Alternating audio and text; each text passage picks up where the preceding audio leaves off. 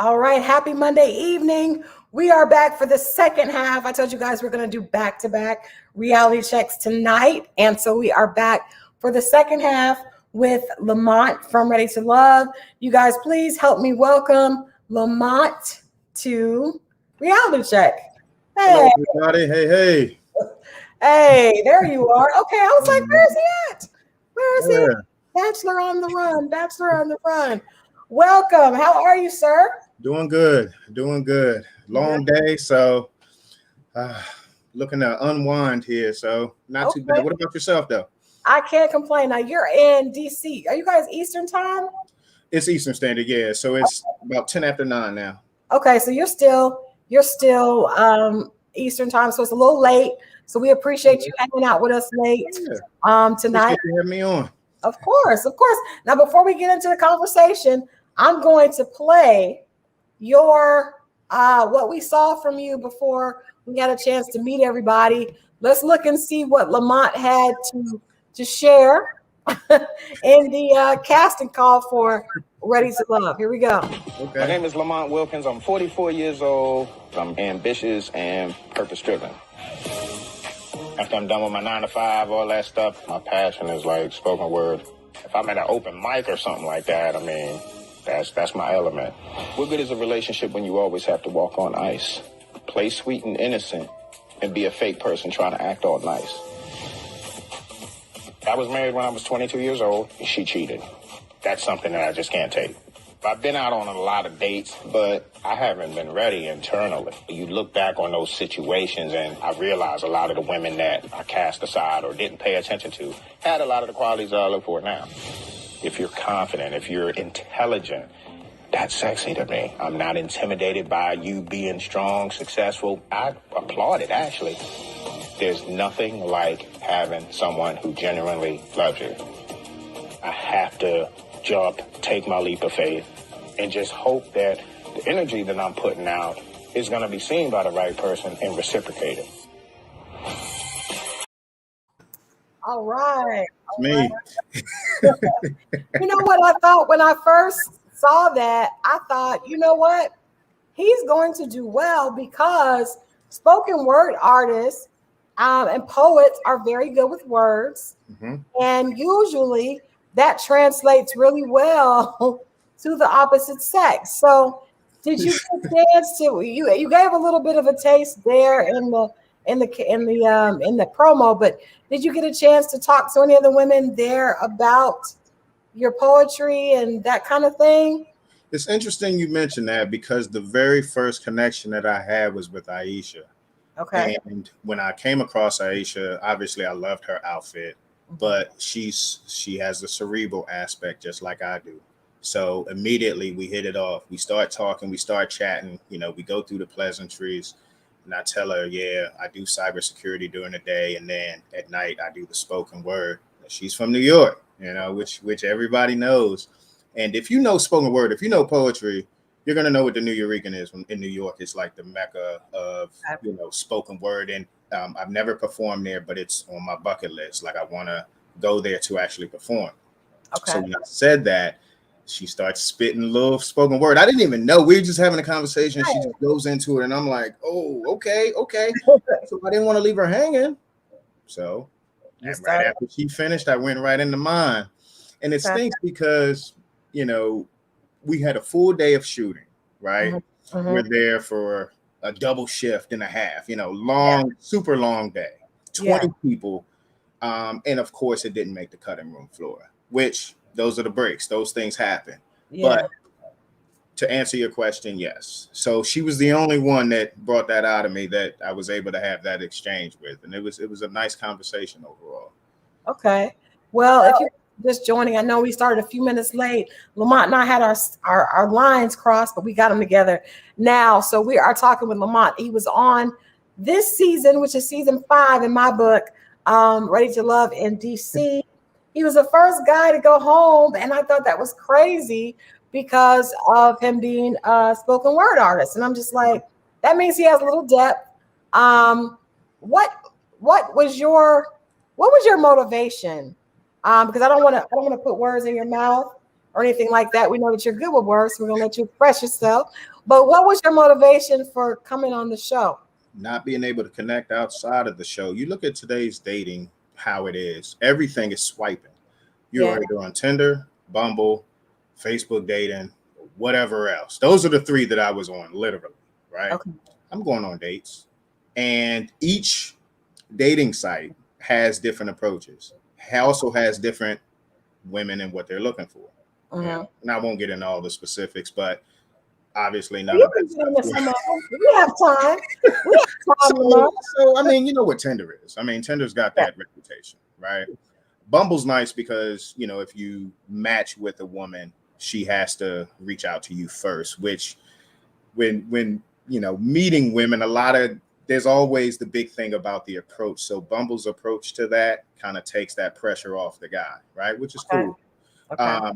And then, you know, Facebook is Facebook. It operates pretty much the same way. It started out great at first, and then I think there was just mass advertisement that said, hey, join Facebook dating. This is where they're at. And it just got, I don't want to It's say ridiculous. ratchet. It Yeah. just it felt like a glorified Tinder in a way, you know. So at least from what I was running across. So ultimately I'm like, look, I tell myself I'm ready to love because I've done a lot of the internal work previously. So I can't look a gift horse in the mouth. If this is the things that I'm praying for, it may not be packaged the way I'm thinking. Maybe I'm not gonna meet her in the grocery store like I thought, or out and about. Maybe this is where I will be able to find it, or at least get those proper stepping stones to continue the journey. So I didn't know much about the show, to be honest. You know, when I first got approached about it, I was, man, I'm not doing this because I didn't want to be on these. You know, you look at the certain stereotypes of reality shows. I didn't want to be a part of that. You know, but after I reached out to a few people, they were like, "No, Ready to Love is legit." I Yeah. ended up marathoning everything, all the seasons, you know, prior to actually going, Okay. and then just went from there. So that's what initially got me was, you know, why not? You know, I don't think it'll be anything bad Yeah. besides the element of being on TV. Don't know. You Right. know, but to your point with the spoken word, right, and being good with words, there's also an air of confidence that I have. So there's no issues with me. Like I'm used to having cameras on me. I'm Mhm. used to people looking at me, being on stage. So there's certain techniques and stuff that you can use to get past that. Yeah. That wasn't a big issue for me.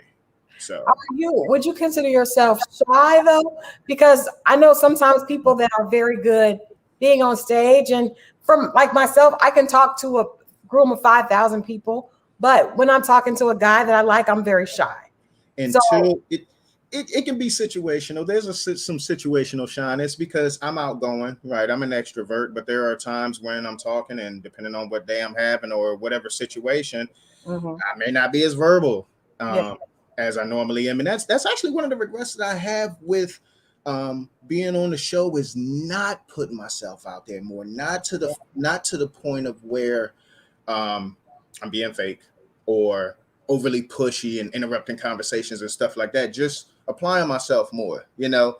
And there's a certain level of goofiness, I'll say, that I have also that I wish I would have just let some more of my personality shine and, you know, put myself out there a little more. So, but to answer your question, absolutely that happens. Yeah. Absolutely. I So can that say was my next question was what was your did you have any regrets when you watched back or when you actually saw what they pulled?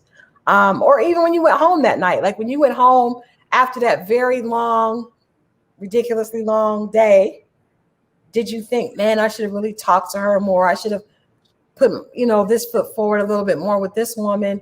What was your thought process when you left and went home and had time to kind of like, recalibrate how everything went? Yeah, and process everything. I would say everything that you said. I regret not having conversations with specific people. Like my first connection was with Aisha. My Okay. other connection was with Sabrina.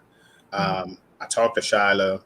She wasn't interested, which is fine. You know, I'm totally fine with being rejected, if you will. Had a conversation with Camille, but I didn't really get to talk a lot with Mumin. Mhm. listening to Mumin, she's a classically trained singer. Anything creative, I'm a instantly be drawn to because I'm a creative. So Yeah. not only do I know what it's like, just not only are we going to have that in common, but I also know the frustrations that comes with that because Yeah. you've got something that you love to do, that you're passionate about, that people think you're weird and just don't understand, why you love this thing so much. And it makes it hard to date because of the time commitment that you put to Oh, that craft. okay. So I feel, even though we didn't get the chance to have that in-depth conversation, that would have been another person that I wanted to get to know more, And then there were some situations, like I said, Shala wasn't interested. Courtney wasn't interested. I can appreciate someone saying, hey, you're not it. That's fine. Because Yeah. if you go back to today's climate, you think about dating in general, 2021, people ghost you, people don't respond. There's all these rules. Don't double call her, don't double text her. All these rules. No, now you got to wait for her to text back. Well, I can appreciate a setting like Ready to Love, whether there's cameras on us or not, because it gives us a chance to reconnect in person. You know what I mean? So you've got all these dating apps, and then you've also got COVID, which has caused everybody to stay at home. People forget the art of dialogue, right? Not saying that I have the gift of gab, but I'm good with my words and stuff. But that was refreshing to me. It was like, it felt good. I wish I would have done more, right? I could have said this, I could have done this. But at the end of the day, it gave me what I needed to let me know that I didn't have imposter syndrome, like I didn't belong there. I did belong there. You don't just fill out an application and get on a TV show like some people think. People don't understand the process, right? They say, oh man, you didn't have a good experience based on the mixer, but there's all these other little things like conversations with the cast, conversations with the crew, everything that we went through from the psyche valves to it was extensive, right?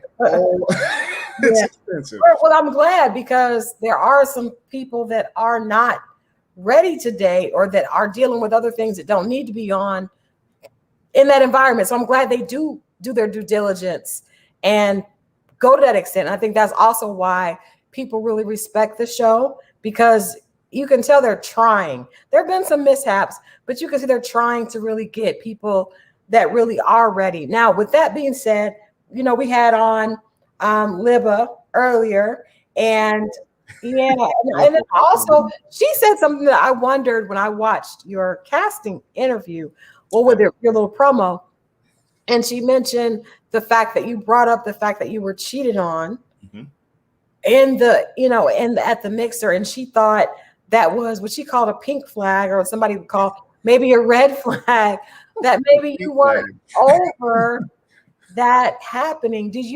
How do you feel about that? So let me break the situation down. I'm married when I was 22 years old. Okay. Right? You were I'm married a Yeah. year. She cheats on me. It stings the hell out of me because of my upbringing and how I was raised. Like, I'm getting married at a young age because my parents instilled in me those strong family values. Like, this is what you're supposed to do as a man, and you're supposed to support the household, all this stuff. Yeah. So, she loses her job and I pick up a second job, which means I'm not there a lot, because I'm hustling, trying to cover her part until she's able to get back on her feet. Right. She ends up cheating. And even after that, my parents were like, look, you guys are young, stay together. Right. Yeah. And so I did. And it kept happening. Right. Oh.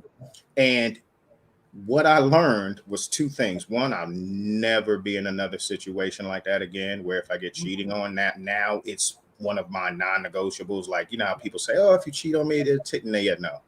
Don't do it. Oh, we've been together 10 years. I have something to tell you. Well, yeah, that'll be the end. So it taught me that, but it also taught me, okay, let me be upfront about this. Let me face this head on, because there's some things that it took a very long time to get over. Yeah. I didn't have a particular strategy when I went to the mixer. I wanted to just be myself. I didn't want to send a representative in there. Right. But I knew that I said, okay, I want to at least let that part be known. Right? Yeah. I want women to know that I've been married. One, because it shows that I have that marriage type of mentality. Like, hey, I mean, even though it didn't last long, at least from a committing standpoint, I don't mind committing with one person, because some people my age, have never been married and don't want to be married, and that's okay, but I at least tried. Now there was such a wide gap because I never wanted to get married. I never wanted to get married again. I got to that point where I was like, screw this. It's not supposed to feel like this. But I just brought it up early just because I wanted to be transparent and vulnerable. And I guess that was one of the things that you can say maybe too early, too soon, Or the wrong person. Or the wrong person, or a combination of all of it. But that was the only, as far as strategies and all that, that's the only thing I said I was going to do. I'm going to be at least open with that. And I know there are a few women that I told that to, like, hey, I was married when I was 22 years old, to at least break the ice. Like, oh, okay, you married, well, and go from there. Well, usually when the conversation comes up, women will often assume that the man did something wrong and that he cheated. Because there's actually another situation where the girl, I think Tasia is asking Carrington, so have you cheated before? So I think that, that is fair, because I'm sure you've been asked that when you told people you were divorced. But I want to ask you a question, because I've had this conversation with female friends and male friends. Sure. And it seems like men usually get hurt like one really good time, and then they just don't really recover as quickly as women do. And it's usually when they're young, something like that kind of really shakes the core of who they are and what they believe in relationships. And I think from that standpoint of that happening at 22 or 20, there are a lot of men walking around their 40s and 50s that haven't healed from that. So can you kind of tell, how did you said you didn't really have a strategy on getting over that, but how were you able to get over that? Because I don't think a lot of men have the opportunity to talk about it, to say I was hurt. And they may not put it out on television, but every woman that's watching has had a conversation with a guy and been like, oh my God, some girl hurt you like way back. Ooh, boy, who hurt you? Yeah. We all have that, but I think men don't talk about it as much as women do. And so it's probably a reason that they don't recover and rebound in the same way. So how did you deal with that? How did you find healing and, help to kind of stop hurting and stop looking at every woman like she was going to potentially hurt you? Well, for the longest time, you couldn't talk to me about a relationship, let alone marriage. I don't want to say I became a player, but I mean, I guess if that's the definition for it, I just didn't want to be I didn't want to be in anything committed. I can tell you that. I was playing the game, dating and having a good time doing it. It was fun for a while, but here's the thing. So for me, the voids that I have in my life were causing me to want to connect with someone and be in a relationship, and not just after all this superficial stuff, based on physical and sex and all that stuff. I could tell you stories all day long, but, at the end of the day, when it really matters, like funerals, like I'm losing family members and I need someone there and no one's there, it starts to shift a little bit, and it wasn't until somebody saw past all of that, saw it as like a facade, like you're not as tough as you think you are, right? Yeah. Not giving her every reason to stay away from me, pushing her away, and none of that worked. And, started another relationship, and that is when the cycle broke. But you have to understand what you put a person through when you haven't healed from something like that. They're doing things, you're crucifying them for things that they didn't even do to you. You're short-tempered. They do something that remotely triggers something that you haven't healed from, and it's an instant argument or breakup or whatever you want to call it. So there was a lot of that until I just ran across the right person who accepted me. You know what I mean? Yeah. So, but let me touch on that, because I keep getting asked, hey man, you was single for 7 years? Like what? What's going on there? But what doesn't get talked about? Taking the adequate amount of time to heal after you're in a relationship. Absolutely.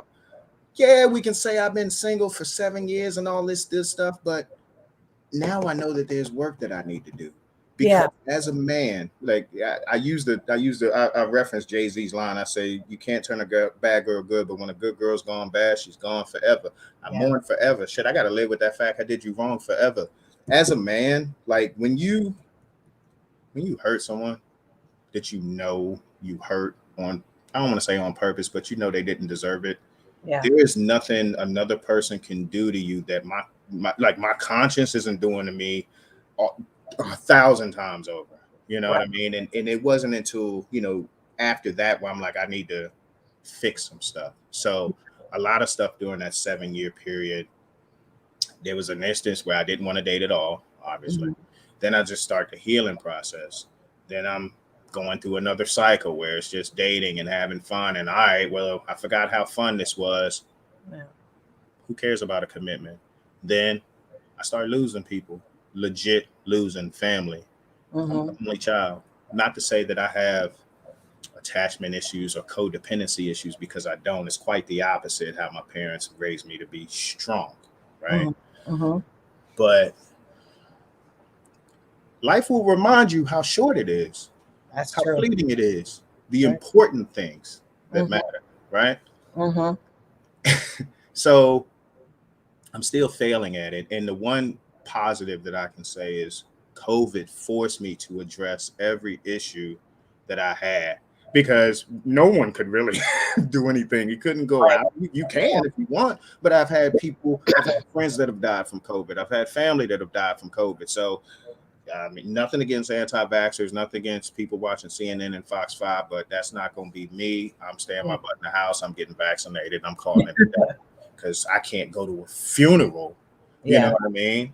Yeah. Because of COVID. And that, to actually go through that, to see the look on your family members' faces when that's actually going on, ain't nothing fun about that. Ain't nothing cool about that. So anyway, I say all that to say, the healing started.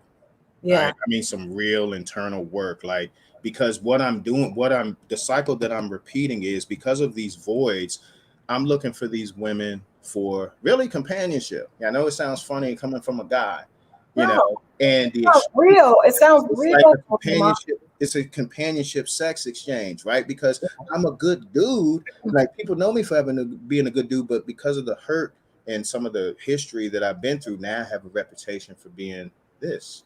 Then women get curious and, or whatever.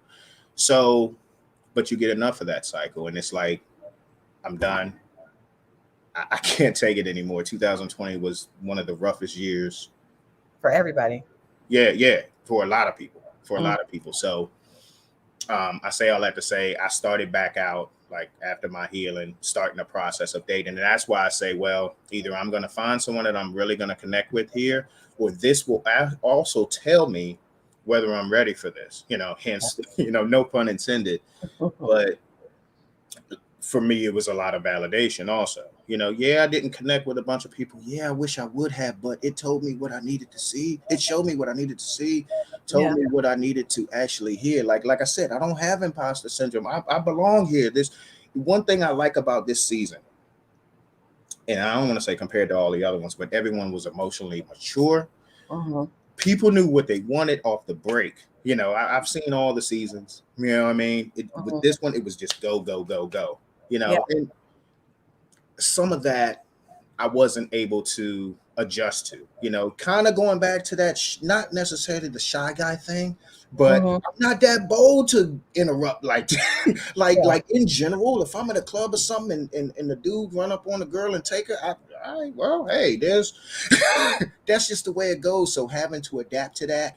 Kudos to the guys and girls that were able to do that, the men and women who were able to do that on the show, because I wasn't able to do that fast. And contrary to what people are saying about Corey got it right in that his number of connections.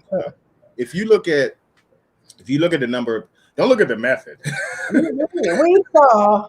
Don't look at the method, but and Corey's a stand-up dude. Here's the thing. If you look at the number of connections, though, and I think that is what the saving grace is. He made more connections, regardless of how he made the connections. Well, we talked to Corey about his how, but you know what I thought watching that show, because when you grow, you learn as a woman, and watching that show a few years ago, I've probably been like, he's full of it. Yeah. But watching it now, I realized I was talking to some of my girlfriends and I said, I think that a lot of men don't really know what to say to women. And I think some of them are going to come up because everybody's personality is different. So there could be three men who all really have no idea what to say because we're complex, amazing creatures.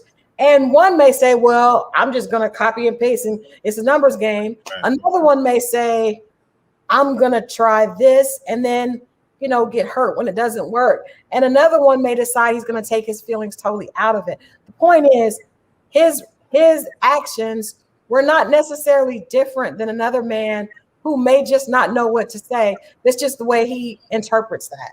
That's my thought process on Corey. And I also realized that even though he talked to all those women, none of it worked at all until he actually had a chance to be in a position to be real with the young lady. I think it's Mumi that actually he had to change her tire. He changed her tire and he actually had a chance to talk to her and really get to interact. And I think for me, listening to you, it makes me really wish that some of the women had a chance to get to hear you talk and hear what you're saying. Because yes, if you just hear initially someone says, oh, I was cheated on, I haven't dated. But there are a lot of people that have been in 5 and 6 relationships in 5 and 6 years, and they've really been single the entire time because they never have given of themselves. But it seems that you're trying to come from a more realistic, honest perspective. See, and here's the thing. They say that it's better to have had love than lost. I know what love feels like, which is why I say there's nothing greater than someone genuinely loving you. Because when someone, I won't break it down. I won't break it down too far, but that feeling, that you have when someone loves you. And I've had it before. And it's one thing to never have it. You don't miss what you never had. But because I've had that before and I had a dose of it and I messed it up, mm-hmm. and I'm having all these voids, I wanted that back. I do want you to break it down because you are a wordsmith.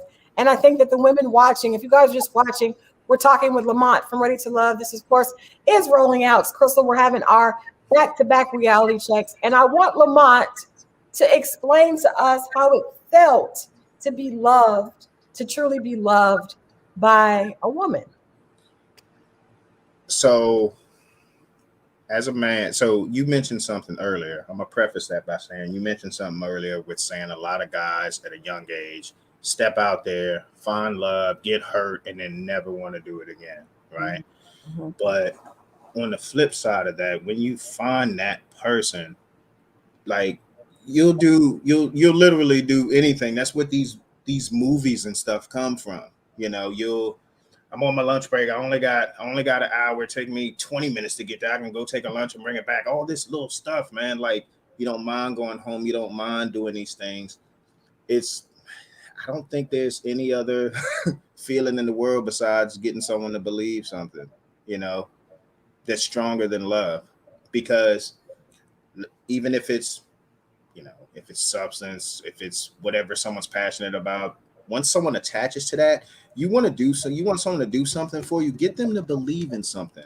Like, so a person's belief system, people will fight you to the end of the earth over religion, politics, and love is no different. Someone loves you, you see all these crazy fatal attraction type things, but love really does go that deep. But we're watching the TV and we're like, why are you doing that? You can't be that much in love. But yeah, you are. Love is the most powerful drug there is, period. Yeah. And there's nothing like it. But here's the thing, it cuts very deep.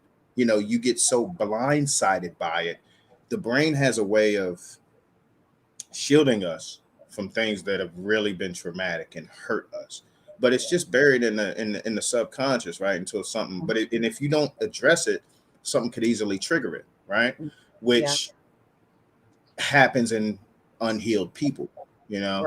So anyway, that's the short version of what love feels like to me. What love feels like.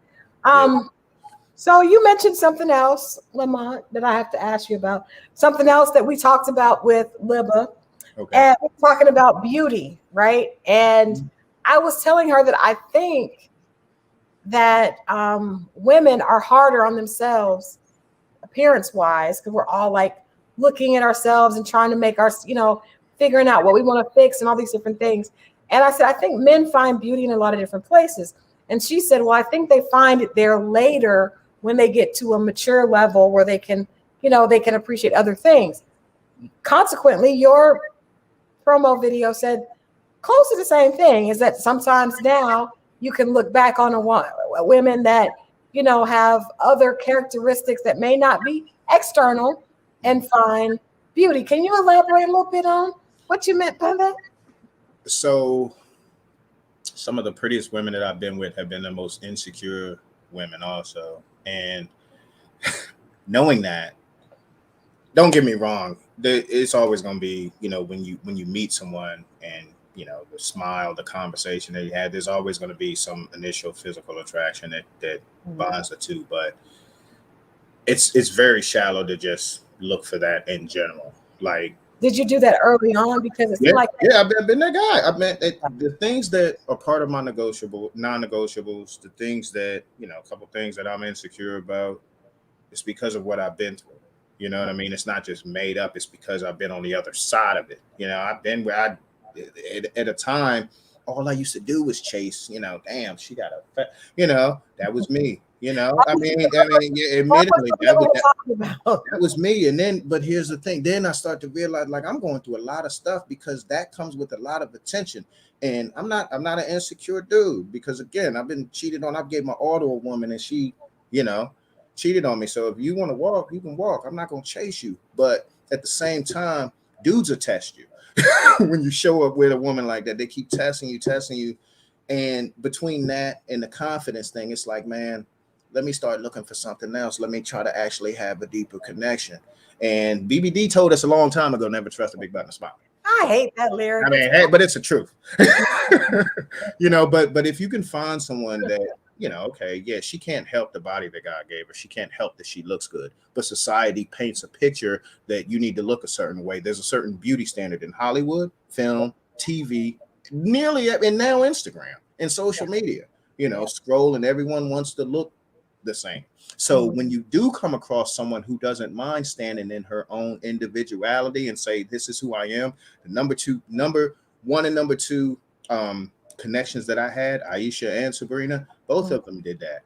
Aisha, from what I remember, single mom, 15-year-old, 13-year-old from New York, doesn't drink, doesn't smoke, and still steps out this confident, beautiful outfit that she had on, tattoos, all that stuff, still confident, saying, look, I'm here, I belong here, y'all need to, that's, so when I say the confidence, all that stuff is sexy to me, because it's telling me, look, you don't need to be, what they say, a 9 or 10 or whatever, as long as if you can bring that is attractive. If that makes sense. The confidence. Do you think that, well, I guess that's the answer. I'm like, everybody probably has a different idea of what a 9 or 10 is. Mm-hmm.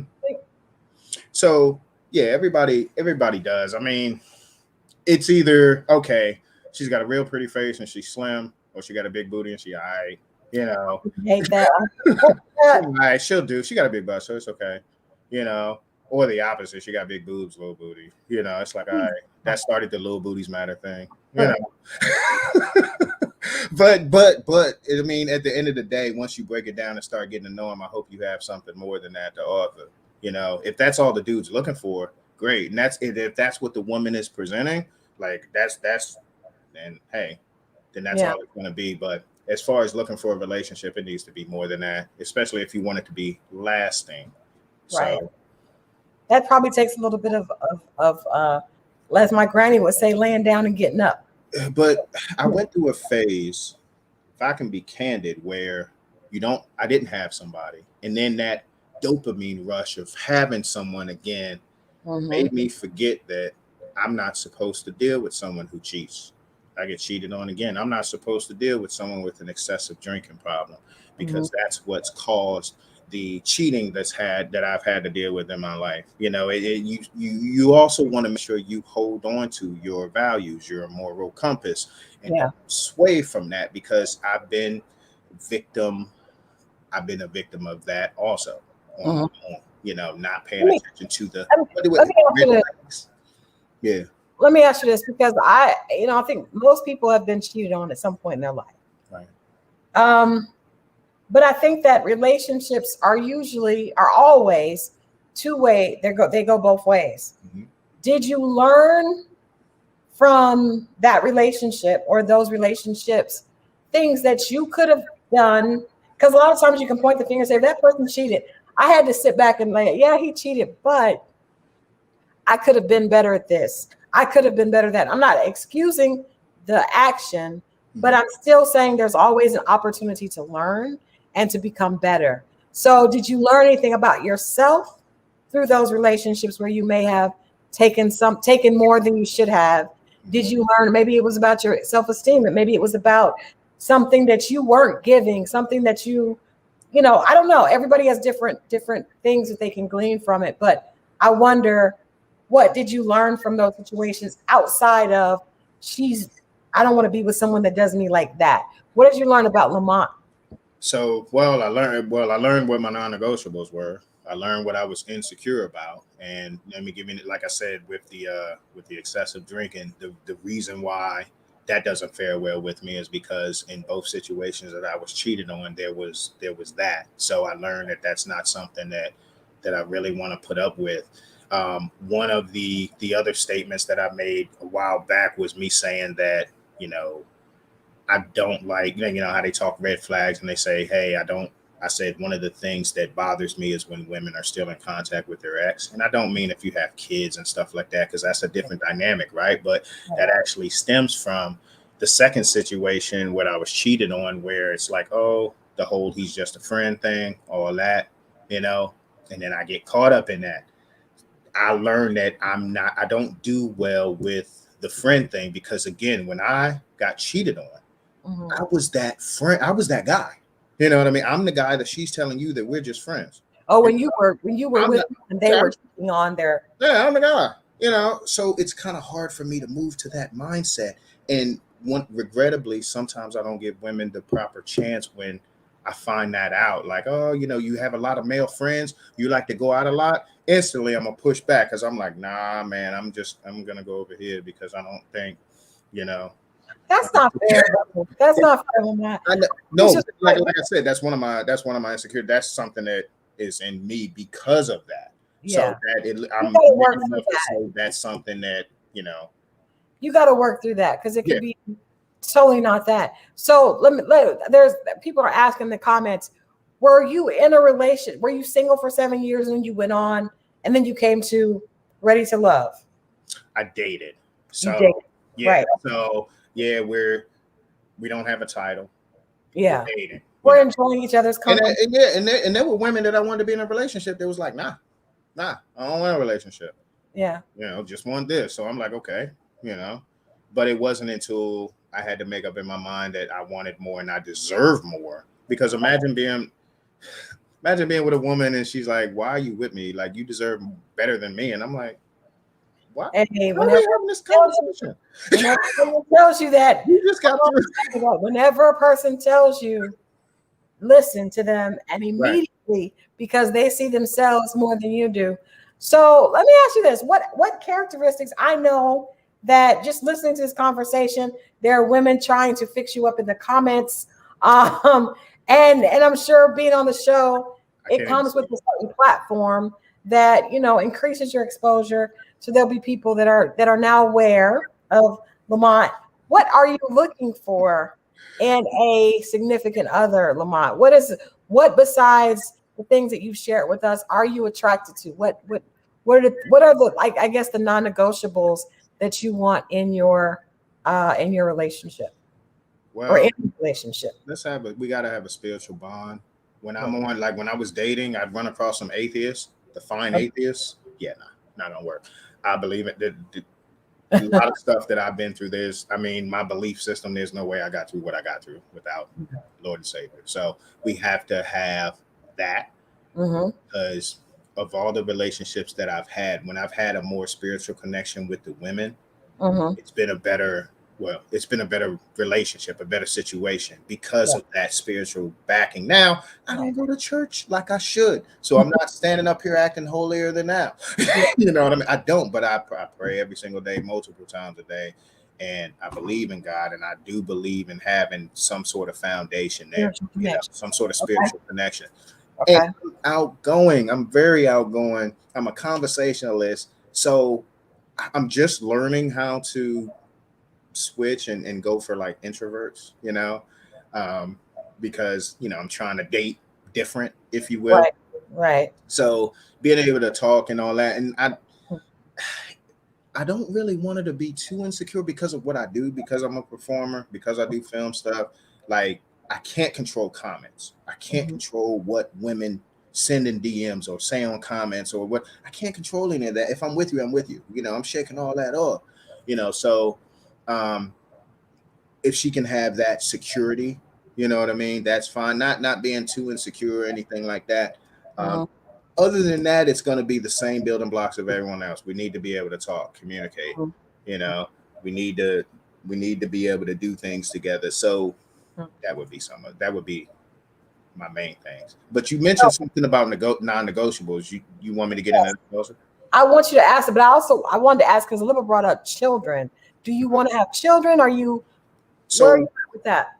So I've even come across that where women have been like, so when I was married at 22, I had full legal custody of my cousin, right? Since he was young, family was caught up in stuff. I was the stable one. So literally by the courts, I've raised my cousin as my own son, but I don't have my own child. And for the longest time, I was like, that's enough. That was my child raising experience. But again, as you go on, you start to yearn for wanting a junior, and I've ran across women that are like, man, you're going to want a kid one day. We can't. And I'm 44 years old. Most women can't have kids in my age. Oh, well, most women are done having children. Yeah. Sabrina she's 40. I can't remember. I think at 12 years, something like that. She's done having kids. Aisha's done having kids. Liva's done having kids. Camille has a son, very smart son. I can't remember if she's done having kids or not, but the point that I'm making is a lot of women in my age range are done. So if I want kids, I'm gonna have to go younger. The problem with going younger is I also got to deal with that stuff that I said I didn't want to deal with. Are they a mature young where they don't do all the partying and all that stuff? Like, not saying that it's a huge issue.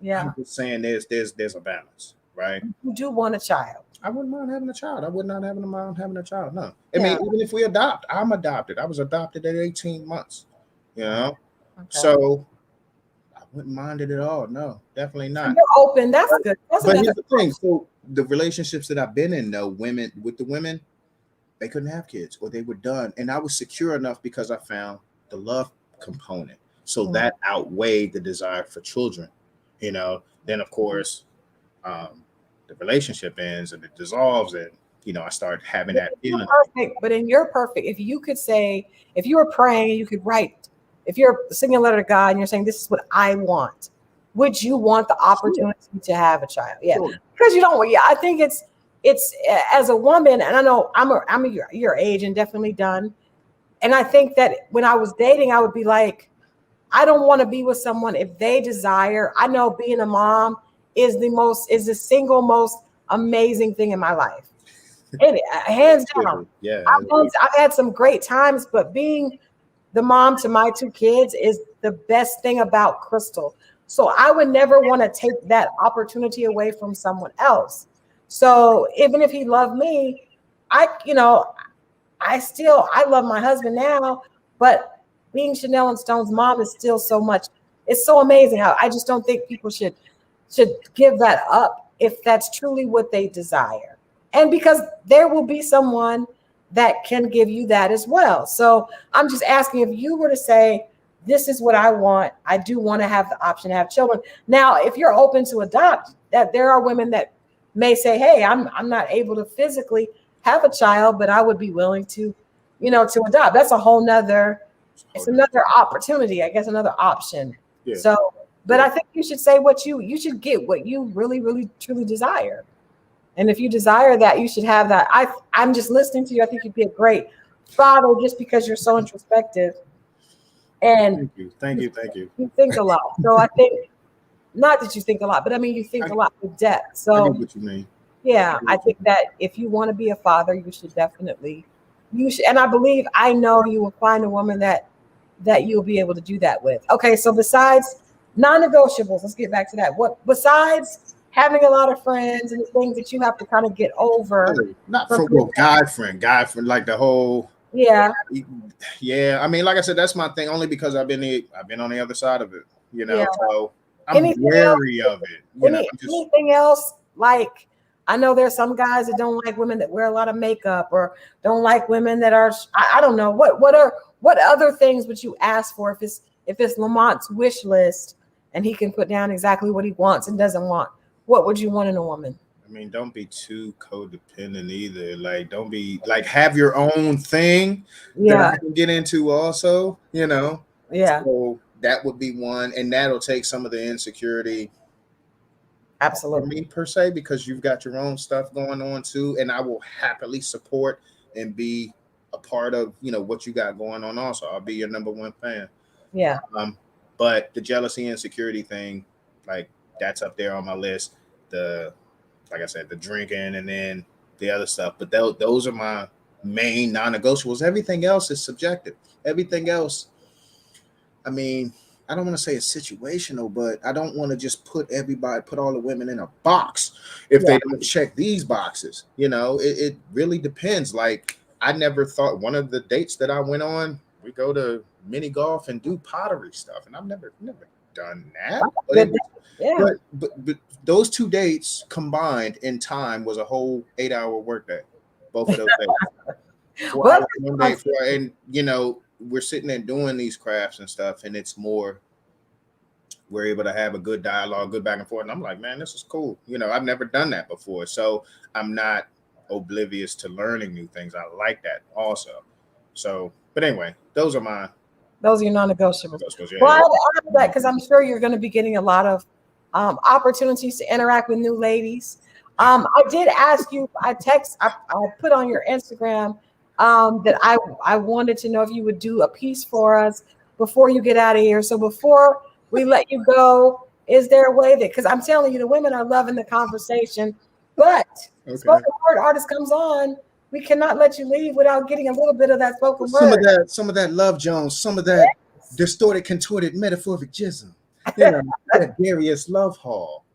Well, all right. So since there's a lot of women, let me do something y'all haven't heard. Okay. I will always have your back like your spine. I'm domesticated for cohabitation. Why, you ask? Class. See, class is accepted everywhere like Visa. But if I was only looking to score, I'm sure I'd make every stereotypical statement about women who date men well earned. But see, my main concern is long term. So it's not in your job description to do any heavy lifting. You could be standoffish and get your hands off it. Because to me, when I'm courting, it's important you don't touch trash, pump gas, or cut grass.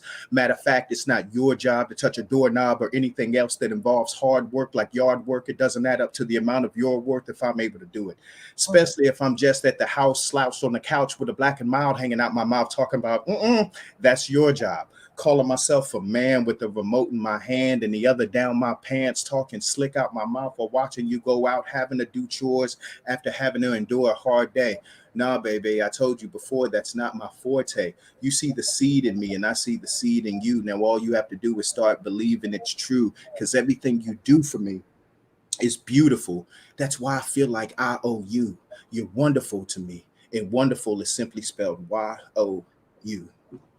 Yeah, I love that. And you know what? Can I tell you that you got huge points for not making it sexual? Because so many times a guy, no, they do. They will.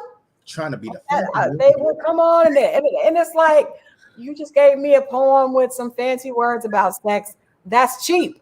But I love the fact that you didn't go there. It was totally different. Ladies on Ready to Love season 5 missed out on Lamont, which is fine, because that means that his queen is out there somewhere outside of OWN and Will Packer Productions, which is just fine. So thank you so much, Lamont. You're not going to have any trouble We hope that you will come back and share with us. And congratulations on your wedding. Thank you. Thank you very much. Yeah, congratulations. Thank you. See, love is, and see, Lamont, I was married at 20. Okay. Cheated on. Bad. Hurt, broke down.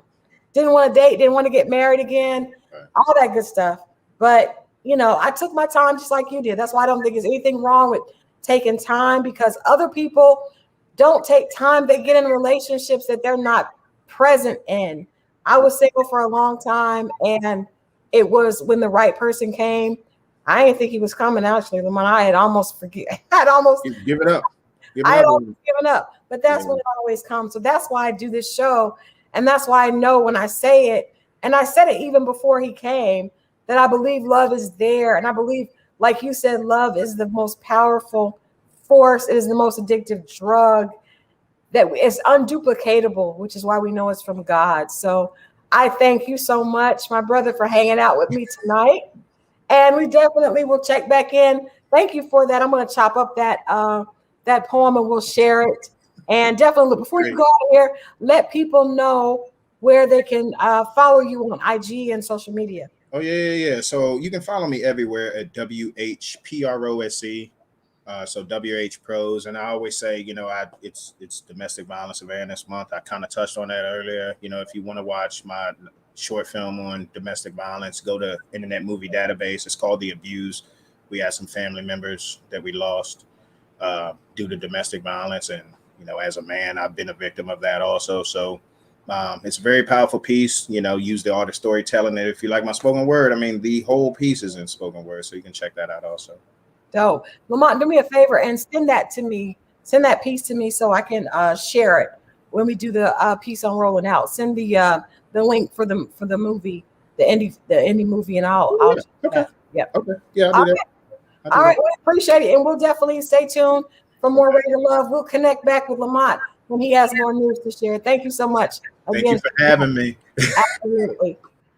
All right. Well, thank you all for watching.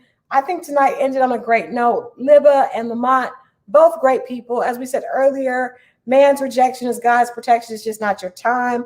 But trust me, everyone's time is coming if you really want it and if you're really out there for it. This has been your host, Crystal Jordan.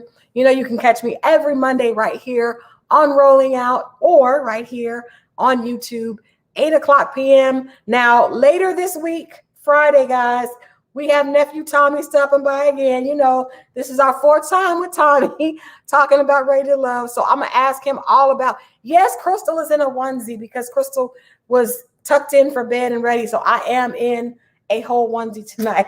But love you guys so much. And I will see you all Friday when we talk to nephew Tommy about what in the world is going on in DC. We're talking about some of these singles that I don't think are ready to love, but we'll get Tommy's perspective. And then we'll be back on Monday with an all new cast member from Ready to Love. I'll see you guys then. Until then, love on someone that's close to you and, you know, make it a great and productive week. Bye-bye.